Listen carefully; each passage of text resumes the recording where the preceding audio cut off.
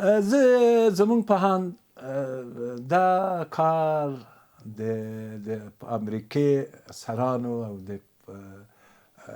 پاکستان نظامی مشرانو یو ترفنده مشترک یو ترفنده مشترک یو پلان ده ځکه تاسو خو د لیبی اوضاع خو تاسو خو ګورئ کنه که ډېر بد حال دی هلته ډېر بد حال دی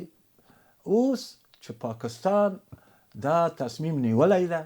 چې د لیبی ځینې مشرانو سره د وسلې ورکولو په باب قرارداد وکړي قرارداد هغه دا موافقه کړې ده دا ټول دا کار صرف او صرف د امریکای مشران حکومتي مشرانو په مشوره دا کار سوي دي ځکه د امریکای مستقیما هغوی ته وسلې نشي ورکړی خو بس چون پاکستان د امریکای یو اقمار ده یو ایجنت ده فقط یعنی فکر کوئ چې اصل کې ستاسو خبر ته په کتو امریکا غوښتل چې وسلې ورکړي بیا ته اوس د پاکستان لارې ورکوي بدون شک خب زمون خیال دا دی چې هغه مشران د لیبی مشران مخفیانه د امریکای مشران سره په ارتباط شوي دي کوم توافقات دوی په منځ کې رامنځته شوي دي او توافقات کړي دي دا دواړه خو امریکای اوس په دې اساسه شرایط کې مستقیما لیبی ته وسلې نه ده ورکړي ځکه هغه مشکلات دي هلته مشکلات دي خو فقط له پاکستان لارنا چه فکر میکنین که بعد از آیا امکانات از است که تحریم های سازمان ملل وضع شود بر پاکستان بعد از اینکه تعهدات نظامی با لیبیا انجام داده است؟ بدون هرگز شما مطمئن باشین که اگر این کار به مشوره است آسم منیر که لویدرستیز پاکستان است و تقریبا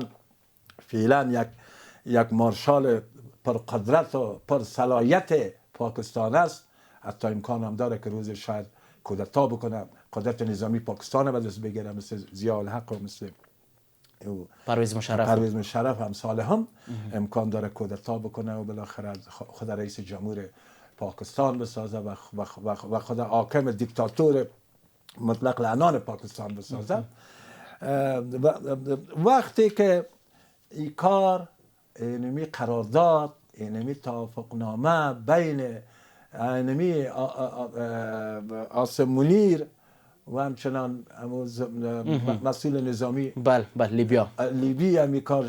شده باشه این آسم منیر بدون مشوره امریکا هرگز کار نمیکنه وقتی که به اساس مشوره امریکا این کار کرده باشد هرگز سازمان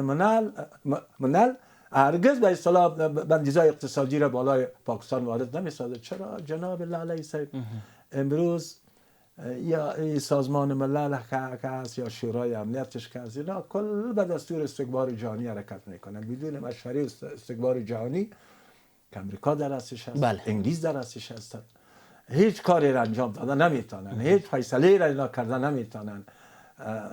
دیگه هیچ اقدامی را اینا